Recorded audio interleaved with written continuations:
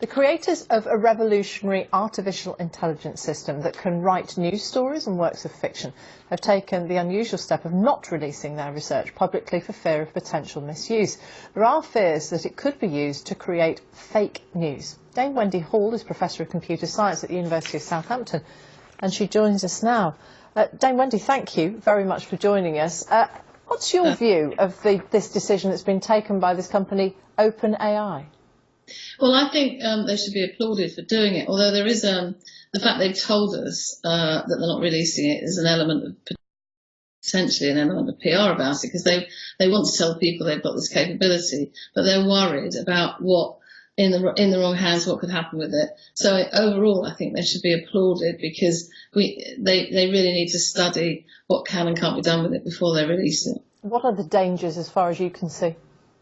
Well, the big push in the media is on fake text and generation from news, but there's all sorts of things.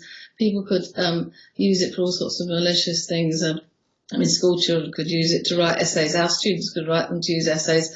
They'd have to check the accuracy, and this is the point, that as the AI as we develop the AI to write in natural language, who's going to check all the stuff that can be produced? Who's going to check the accuracy of it? And that's what we need to be. We need to learn to build technology in a way that can check the AI, because at the moment it has to be checked by human beings. Is anybody doing that?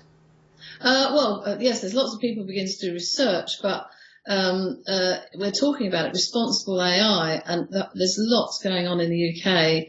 The government's set up a Centre for Data Ethics and Innovation, which is looking at the whole ethics of AI.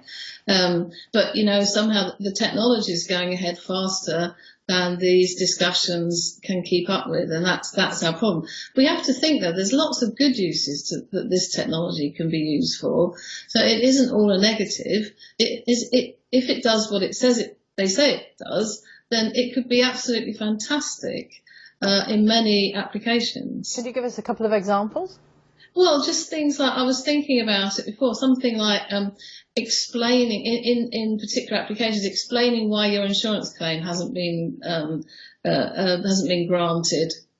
You know, that sort of, getting some proper information about that, or putting together information to help people with chronic health conditions from all the information that's out there on the internet, customising that to you depending on what your actual problem is. Even doing customised coaching for school children, or to help them be able to answer exam questions.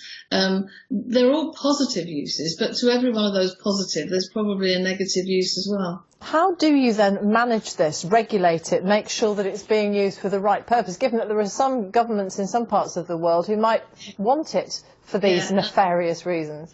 There's some governments in some parts of the world that can probably already do this, to be honest with you.